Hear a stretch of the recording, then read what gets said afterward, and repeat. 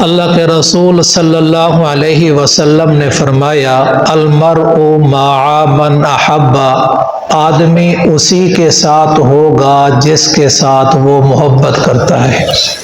ملا علی قاری رحمۃ اللہ علیہ نے لکھا ہے کہ اس حدیث کا معنی عام ہے، آدمی دین والوں سے، علم والوں سے، نیک لوگوں سے، علماء سے محبت کرے گا تو ان کا حشر ان کے ساتھ ہوگا۔ اگر کوئی آدمی فاسق فاجر دنیا کے ساتھ محبت کرے گا تو ان کا حشر بھی ان کے ساتھ ہوگا۔ ایک اور موقع پر آقا صلی اللہ علیہ وسلم نے فرمایا المرء علی دین خلیلہ، دوست اپنے دوست کے مذہب پر ہوتا ہے، اور یہ مضمون کئی صحابہ سے منقول ہے۔ امام بخاری رحمۃ اللہ لکھتے ہیں کہ صحابہ اکرام کی جماعت ہے اور انہوں نے آ کر نبی صلی اللہ علیہ وسلم سے سوال کیا، یا رسول اللہ، ایک آدمی دوسرے آدمی سے، ایک شخص دوسرے شخص سے محبت کرتا ہے لیکن اس جیسے عمل نہیں کر پاتا، تو یقینی بات ہے جس سے محبت رکھتا ہے وہ اس کے تو اونچے درجے ہوں گے،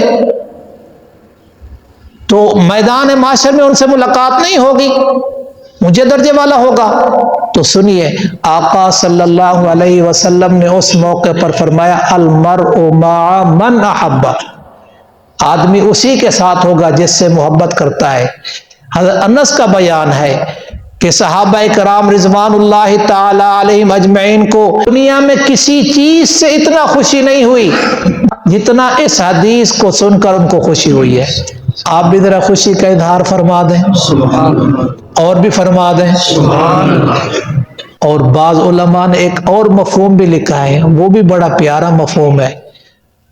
فرمایا جو دین والوں سے، اہل علم سے، علماء سے، صلحاء سے، اصفیاء سے، اتقیاء سے محبت رکھیں گے، اس حدیث میں اس کے خاتمہ بالخیر کی بشارت ہے۔ سبحان اللہ۔ کہ جب نیک لوگوں کے ساتھ اٹھک بیٹھ کر رکھے گا، اس کے ساتھ اٹھنے بیٹھنے سے وہ اعمال صالحہ کی طرف جائے گا تو اللہ اس کا خاتمہ ایمان پہ فرمائے گا۔ اور عبداللہ ابن مسعود کی بات بھی سنتے جائیں، امام مسلم نے بھی اس قول کو نقل کیا ہے، امام غزالی رحمۃ اللہ علیہ نے بھی اس کو نقل کیا ہے کہ عبداللہ ابن مسعود کہتے ہیں کوئی شخص رکن اور مقام ابراہیم کے درمیان 70 سال تک عبادت کرتا رہے مگر پھر بھی اس کا حشر اسی کے ساتھ ہوگا جس سے وہ محبت کرتا ہے۔